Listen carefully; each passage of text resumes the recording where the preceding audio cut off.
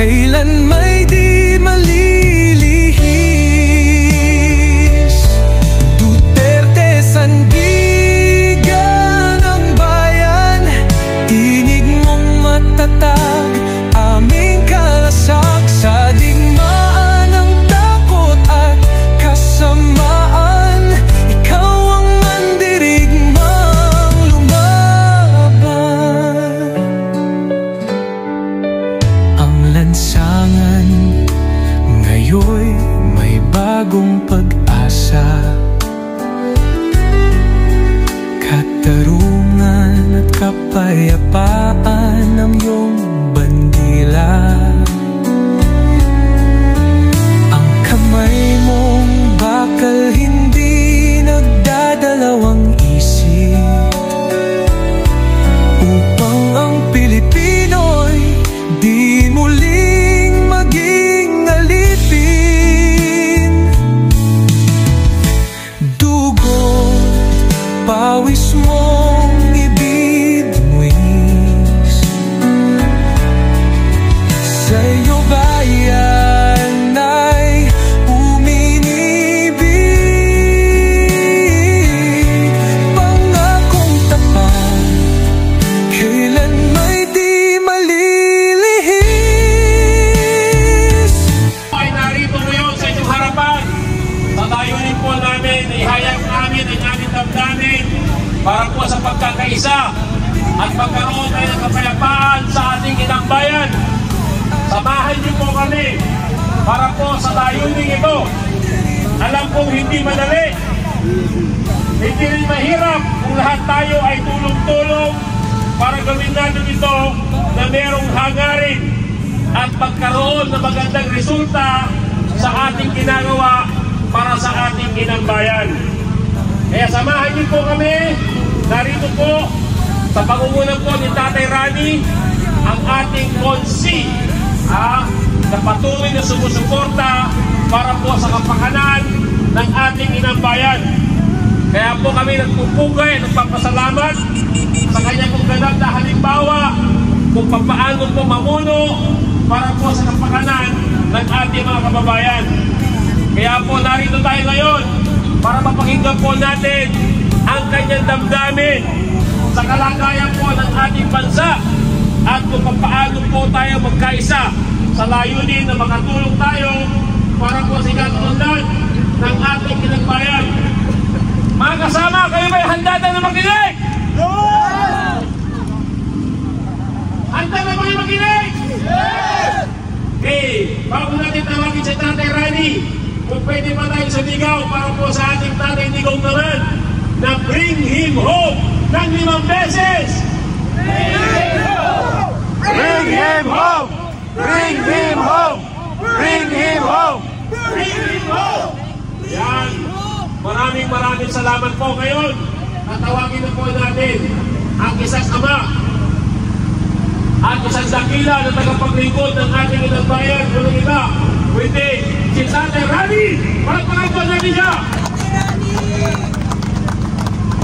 Maraming salamat at katuwang namin kayo sa pagpindig para sa tama at pagpindig para sa taong nagmahal, nakipaglaban ang kanyang kagustuhan, magkaroon ng katahimikan ang bayang ito.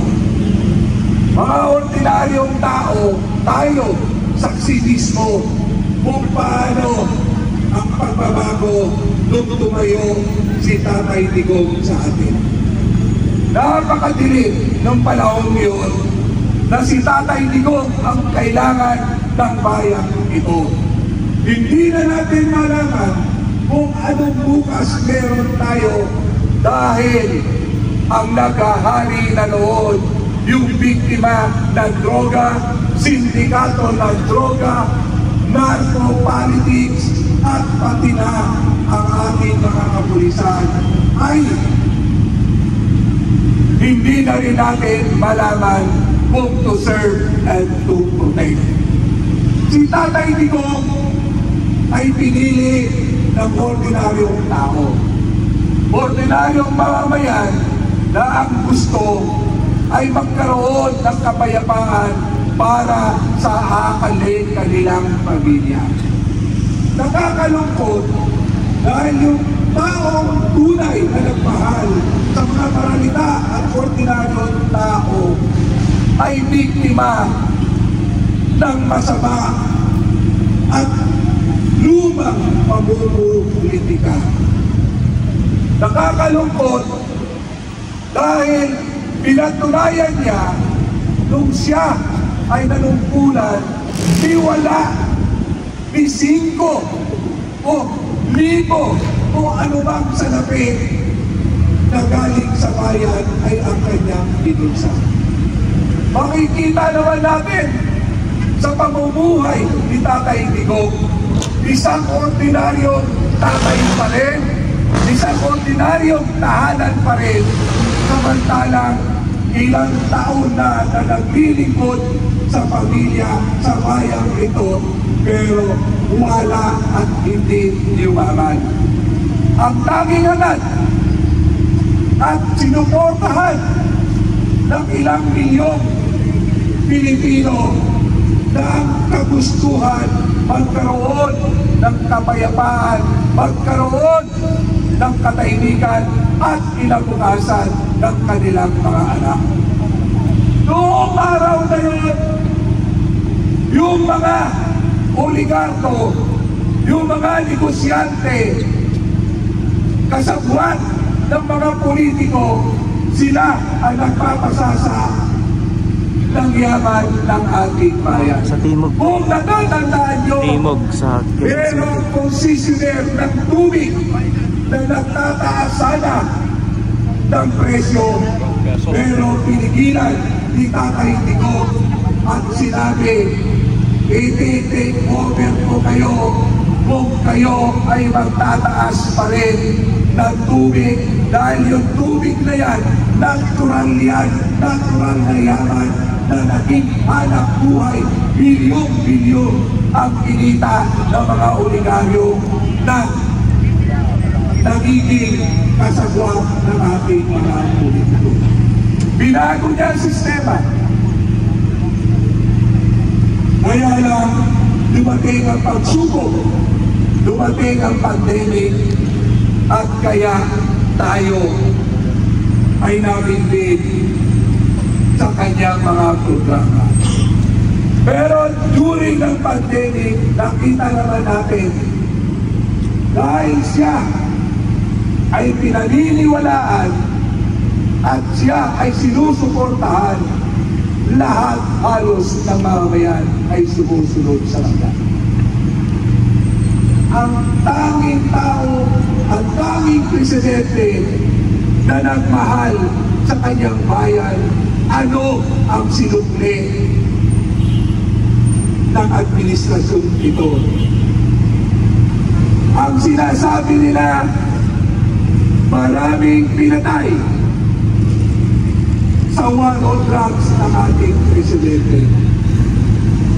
Alam niyo po, gusto ko lang ipaalala sa inyo, noong mga panahon na yon, walang puser, walang adik na hindi pinoproteksyonan ng mga taga-gobyerno.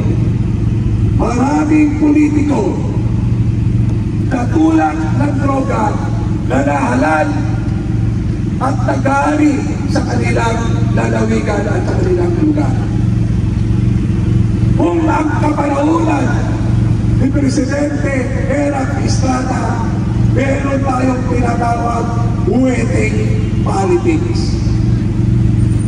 Pero ang wedding hindi nakakapatay at hindi nakakaperwisyo kagaya ng perwisyo ng ginagawa ng mga biktima ng droga. Kahit sa ang kanto, may droga kang nakikita. Itong lugar na ito, talamak ang biktima ng droga. Talamak ang krimen, dahil lahat ng krimen na nangyayari, drug-related. Saksi kami kung gaano kasalot sa bawat pamilya ang biktima ng droga. Saksi rin kami, hindi na malaman kung pagkakatiwalaan pa natin ang ating kapulisan nung wala pa si Tatay Digong. Ako, bilang kapitan noon sa pinakamatulong barangay, niraralihan namin ang aming kapulisan dahil ito ay patong sa droga. Yung droga, halos saksi at alam namin kung ano ang dinudulot sa bawat pamilya, ang bawat tahanan. Magtulong ang pamilya dahil sa droga, at dahil may droga, may adik, hindi lang ang pamilya ang nagulo, kung hindi pati buong komunidad na. Kami po ngayon ay nananawagan ng suporta sa mga mamamayang Pilipino sa bansang ito na yung taong nagmahal sa atin, baka pwedeng suklian natin, siya ngayon ang nangangailangan ng suporta natin. Kaya ako po ay nananawagan sa inyo, wala akong ibang nagmahal na presidente sa bayan ito kung hindi si Tatay Digong. Nauna. Ito pa ba ang itutubas nila sa taong nagmahal, taong ibinigay ang buhay para lang sa kanyang kababayan at sa kanyang bayan? Naniwala tayo sa kasabihan, merong second chance. Kaya naniwala rin tayo na ang sinasabi pagkakaisa. Pero kayo ba naniniwala na nasa tama ang pag-iisip at mga gawa ng leader ng bayan natin ngayon? Naniniwala ba kayo na gawain ng matino ang nangyayari ngayon sa bayan ito? Pag ang leader mo matino, matino ang pamamalakad mo, matino din ang mga kabinete mo, matino din ang taong gobyerno. Hindi po kayo kulang, hindi rin kayo bingi. Alam nyo ang sitwasyon natin ngayon. Harapin natin ang katotohanan na tayo po ay nilalakastangan ng mga ilang politiko na nakikilabang sa kaban ng bayan.